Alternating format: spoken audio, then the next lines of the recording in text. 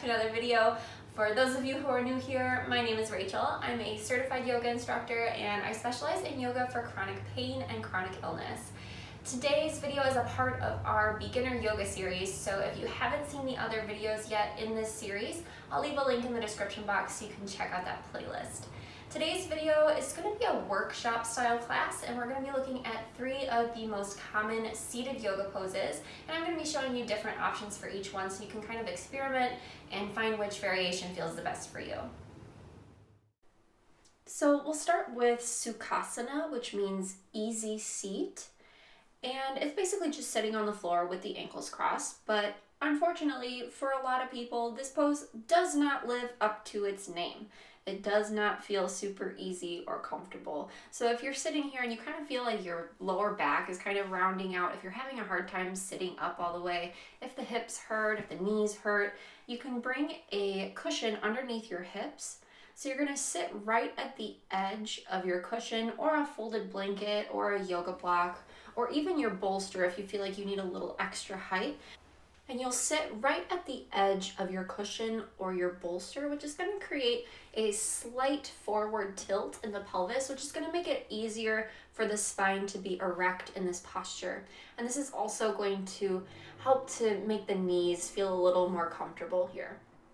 But if it doesn't, if this pose still isn't feeling very comfortable, you can practice this seated in a chair instead. So you're just going to sit again right at the edge of the chair so you're not tempted to slouch back into the back of your chair. Feet are flat on the floor with the knees stacked right over the ankles. Whether you're on the floor or in a chair, the shoulders stack right over the hips and the crown of the head lines up right over the tailbone.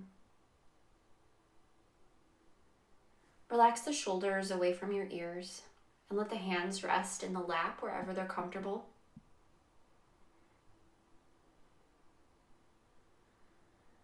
Soften your jaw, soften the chest and the abdomen.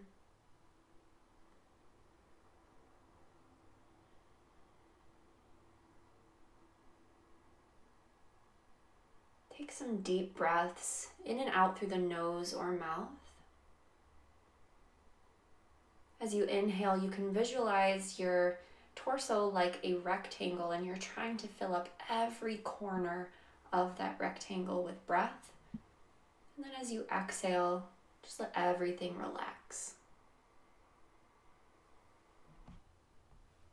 Take 2 more breaths like this at your own pace.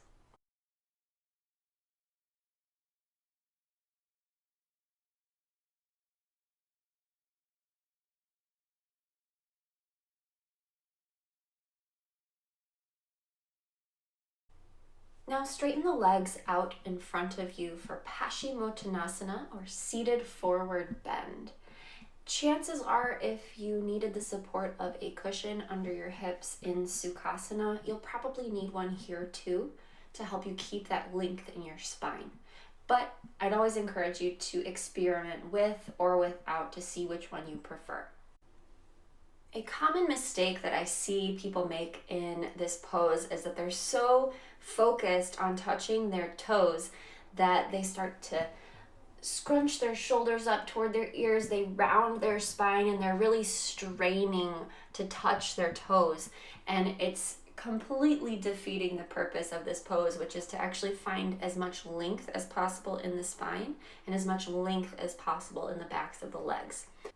Keep in mind that there can be structural differences to your anatomy that prevent you from touching your toes, that these aren't things that can be changed by simply practicing more or trying harder. So we need to work with our bodies, and if touching your toes isn't happening for you right here, that's okay. Another option would be to rest your hands on some yoga blocks. So you're pressing your palms into these yoga blocks, and this is going to allow you to still experience that length in your spine, that really beautiful length in your spine. So you're still getting a gentle stretch in the hamstrings that feels comfortable, that you can still breathe through. If you're still feeling like this stretch is too intense, you can roll up a towel and slide it underneath your knees. And you can also use this rolled up towel if you have the opposite problem. So maybe you're like me and you're actually hypermobile and you have too much range of motion in your body, my knees like to hyperextend in this pose.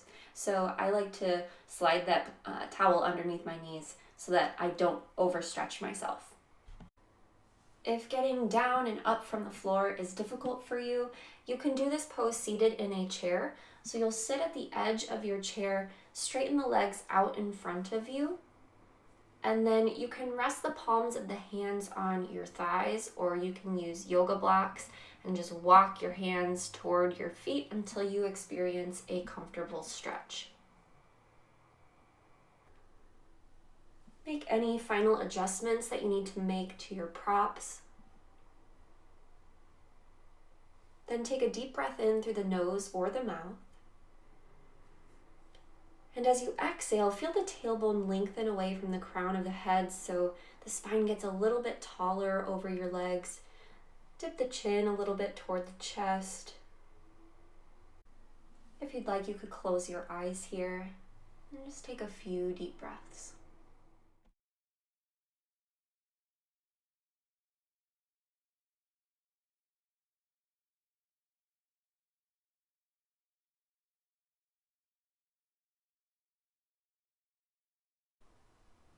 On your next inhale, walk the hands back until you're in an upright position.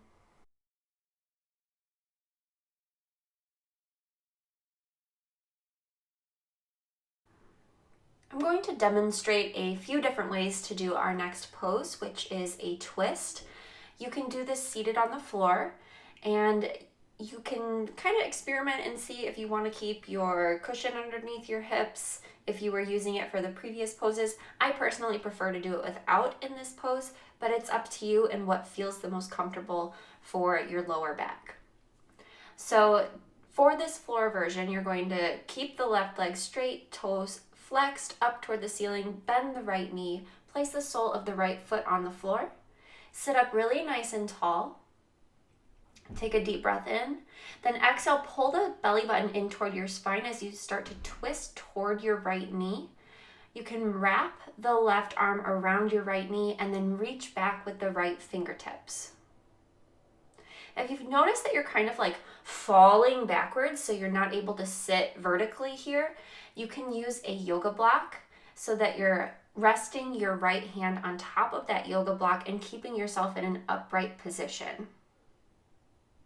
This variation can feel a little bit cramped and almost claustrophobic, so you might not feel like you can take super full deep breaths here. If that's the case, you can do this pose seated in Sukhasana instead, so with the ankles crossed, or you can be seated in a chair, and it's gonna be more of an open face twist, so you're just reaching for the right knee with your left hand and then reaching back with your right fingertips. And the hands are really just here for support, so you're not trying to like wrench yourself into this position. They're just there to help you hold and maintain the shape. If neither of these variations feel comfortable, you can lie down on your back with the knees bent and then just drop the knees over to the left side. And then the arms can rest wherever they're comfortable. You can take them out in a T position or cactus arms, or you can rest them on the belly, whichever feels the most natural and comfy for your body. So find the variation that best suits you today, and then we'll take a few full deep breaths, and you're breathing as if you could really intentionally breathe into the right side of your body so you feel the rib cage expand on your inhale. And then as you exhale, think about getting even taller through your spine.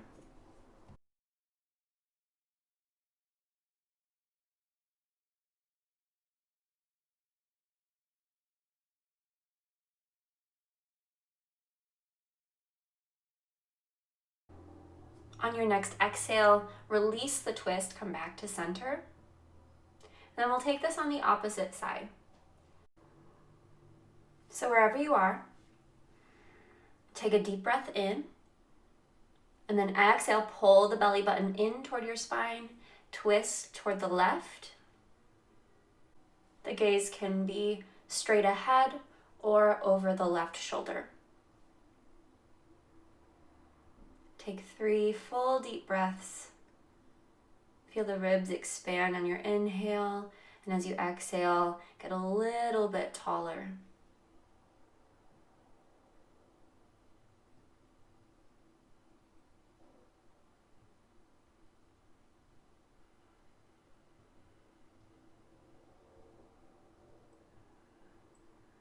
On an exhale, release the twist. And find your way back into Sukhasana, whichever variation of Sukhasana feels good for you today.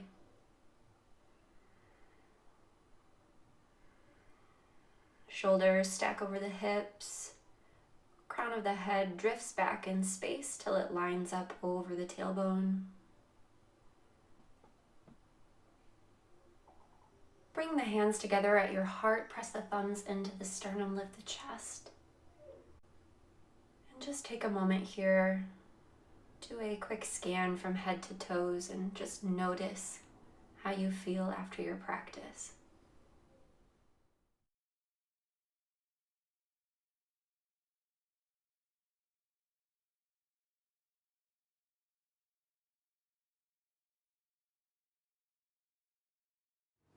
Thank you so much for practicing with me today. Keep in mind that not all poses are made for all bodies, so if even after trying the different variations, if some of these poses still aren't feeling quite right for your body, that's okay. It doesn't have to be a part of your yoga practice. There are so many different poses for us to choose from, so I'm sure we can find a different one to substitute in its place that's going to give you the same benefits. So if you have any questions, leave them in the comments below, and I will be happy to connect with you. Thanks so much for being here. Namaste.